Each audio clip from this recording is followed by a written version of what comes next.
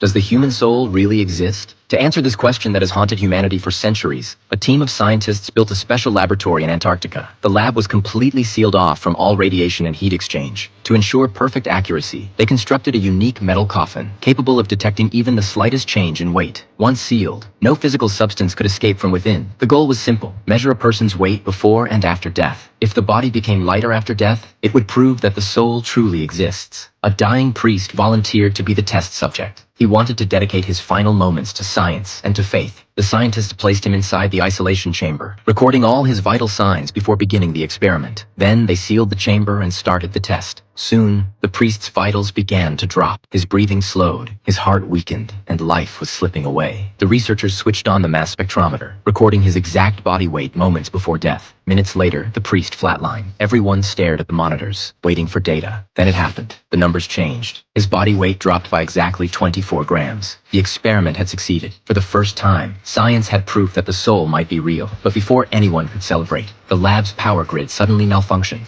Particle sensors began blaring alarms. And then, something impossible happened. The priest, who had been dead for nearly a full minute, opened his eyes. A simple experiment to weigh the soul had somehow turned into a case of resurrection. It defied everything they knew about life and death. Medically, the priest had been dead for 56 seconds. He had lost 24 grams of mass, his supposed soul. So how could he be alive again? Even stranger, when he returned to life, his illness was gone. The lung cancer that had consumed him simply vanished, and his personality, once quiet and solemn, was now bright and cheerful. I'm a medical mystery.